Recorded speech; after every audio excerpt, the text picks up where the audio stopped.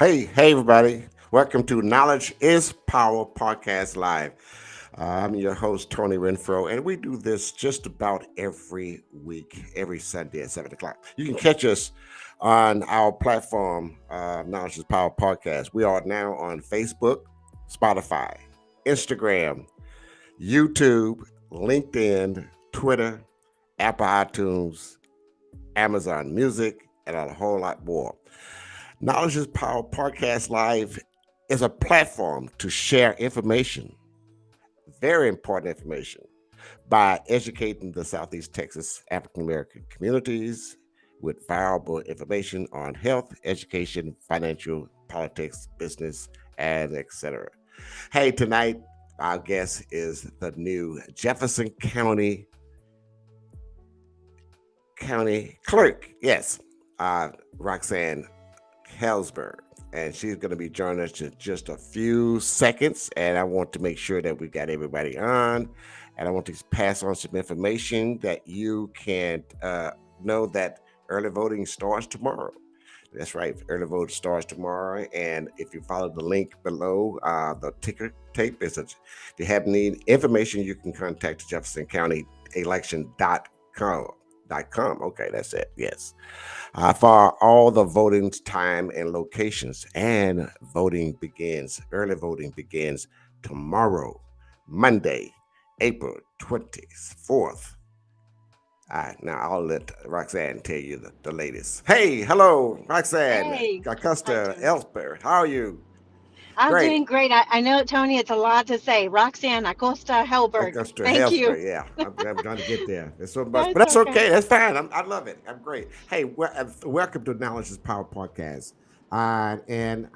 It's a pleasure that you had the time to take out for your look for me, and I appreciate that. And we like to know about a little bit about yourself. Can you tell us a little about yourself? But you are the new Jefferson County Clerk, and I I want am everyone to know that you've been in office since December, correct?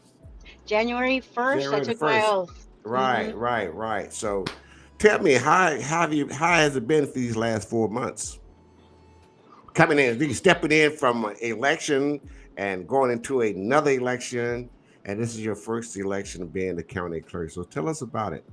It is, and there's a lot of prep work, and I did a lot of homework prior to running for office, Hmm. and really gained a lot of knowledge. But it's like anything else, until you're in it, you really don't have a full perspective Yes, of the operations.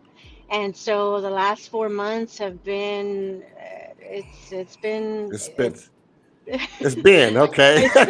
it's been, Yeah. but just people getting accustomed to me in the office.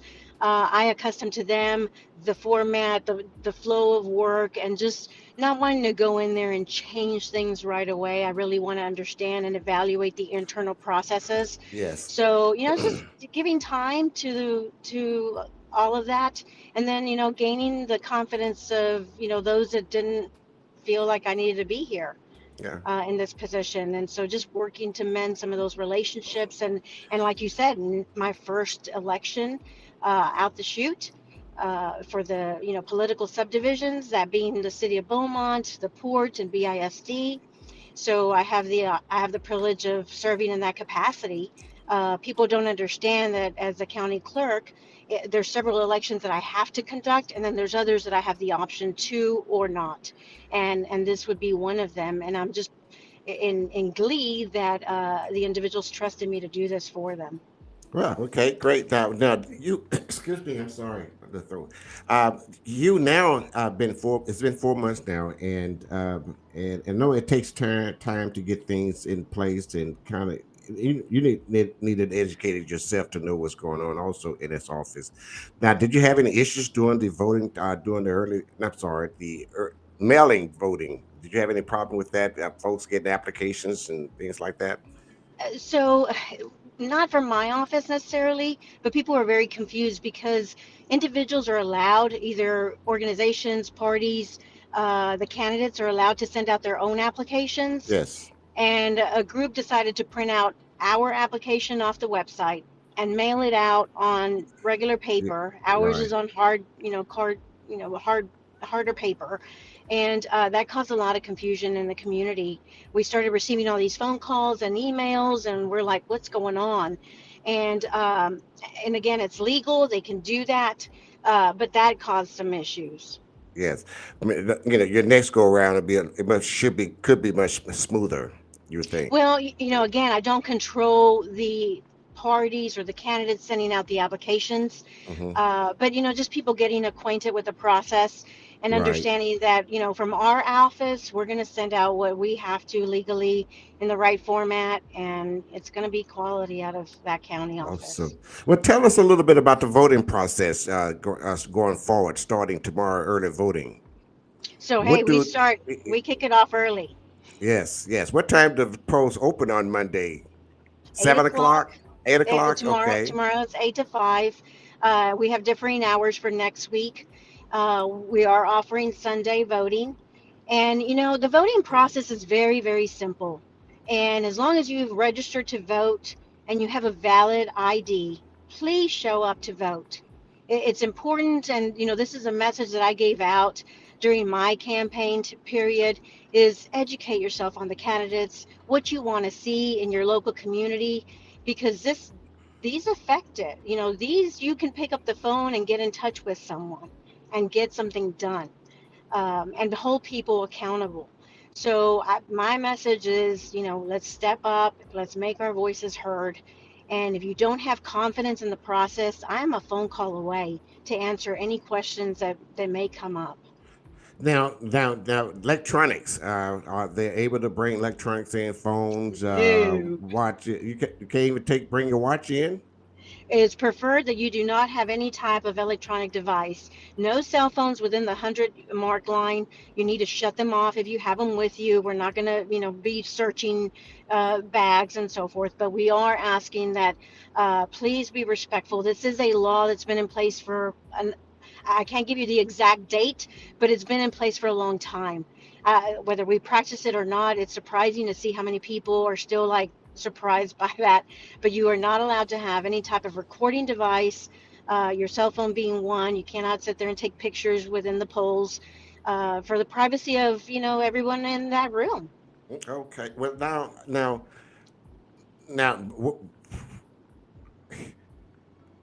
I'm trying to get my thought here together.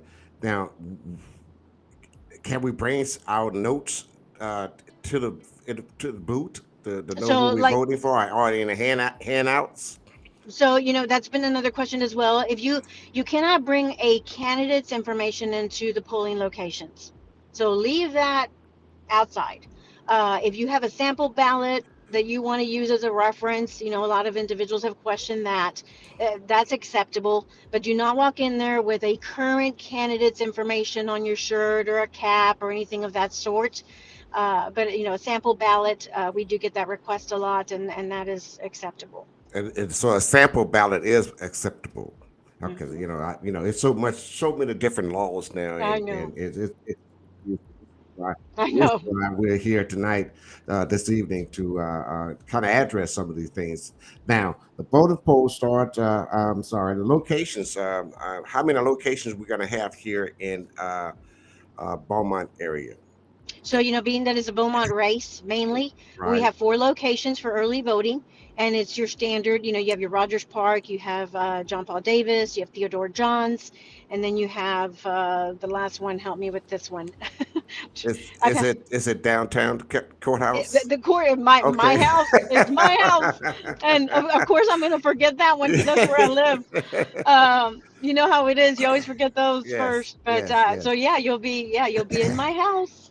So. Right, right. So now that we've gotten that straight, now that's only the Beaumont Independent School District race and the city race, correct? That's it. Hmm. Okay, so we're going to be using 4 polls, including the Jefferson County location, for the first week of election. And on election day, now repeat, when is election day? May 6th, which is on a Saturday for this election.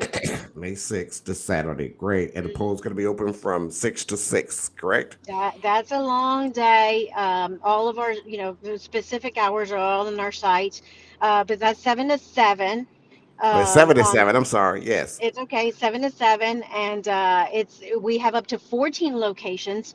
And let me share something, and this has come up numerous times just in my short period of time, is that people feel that if they're standing in line at Rogers Park and someone comes out, a poll worker comes out and suggests that they go to maybe the school district building. Or any other place, Amelia, whatever other polling location is available with a much shorter line, they feel like that is an insult. We're not Hmm. trying to insult anyone. We're simply saying, Rogers Park for some reason is a hotbed. Everybody loves to go to Rogers Park. When you have 11, for November, you had, 30 some other locations that weren't as busy. So we're Hmm. just simply trying to offer and notify of the options and remind people Rogers Park is not the only place to vote. We have other locations. Okay, and also on the polling location, with any paper in the voting process, don't leave any the locations, polling location with any paper. And the volunteers, they are distant from 100 feet away as well, correct? The volunteers. Workers, that So poll so your workers.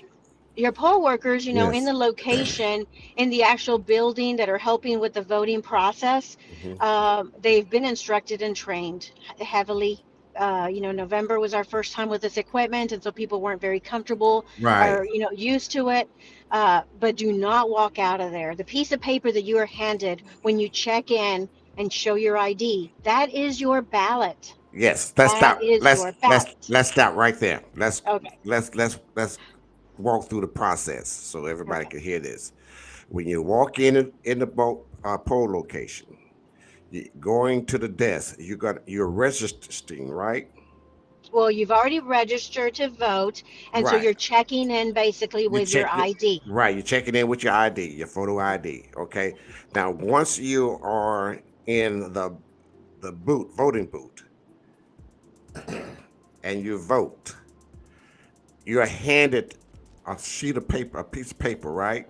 Well, when you use your ID, you're handed the piece of paper because we have numbered ballots, and so you're able to pick one of three. So you pick one of the pieces of paper, which is a thin, elongated piece of paper, and that is actually what you're going to use to vote with. So then you're going to go to the marking machine because that's what it is, like a pencil marking machine. You're going to submit that ballot through that machine, which is called the express vote, and then that's where you actually select the candidates that you're wanting to support.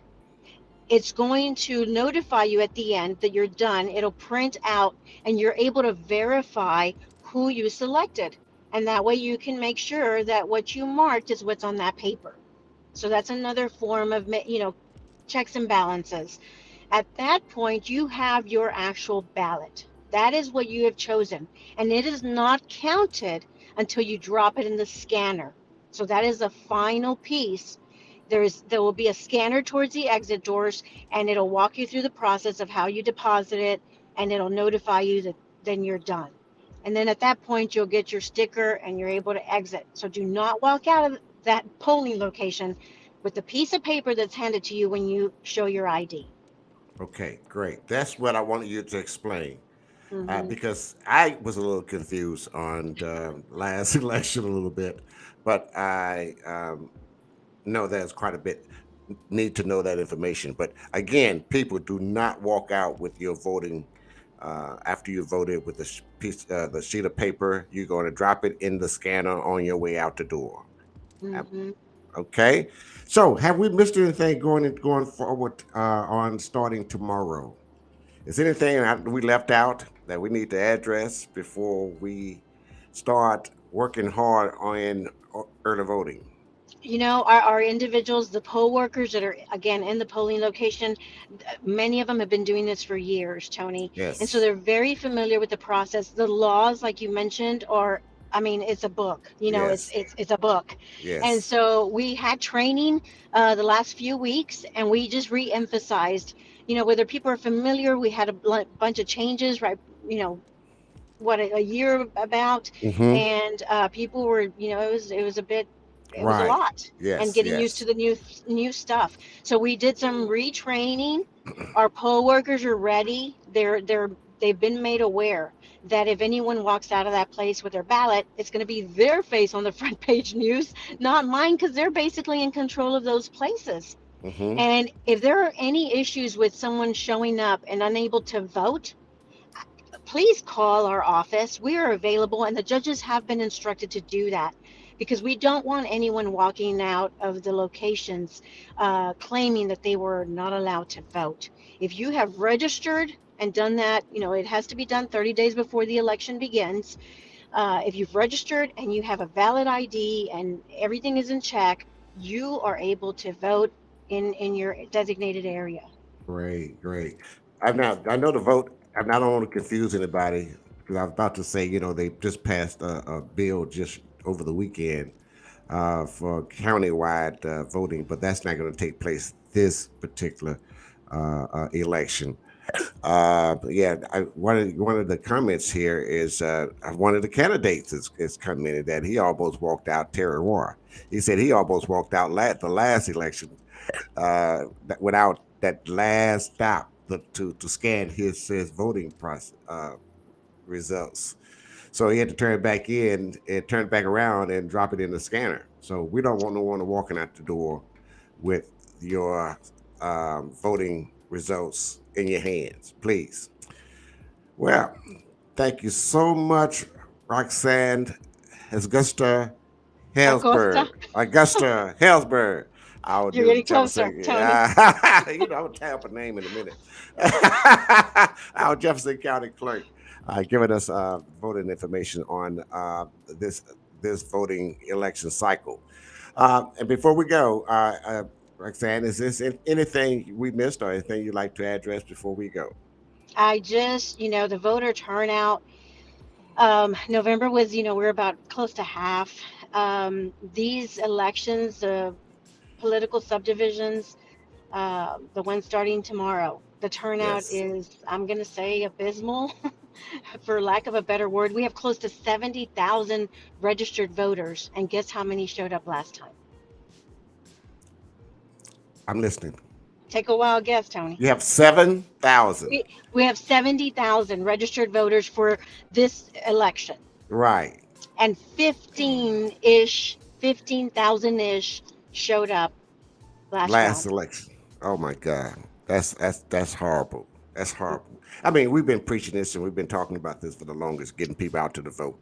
And it is ridiculous that we they complain so much about the results, but they don't go and vote.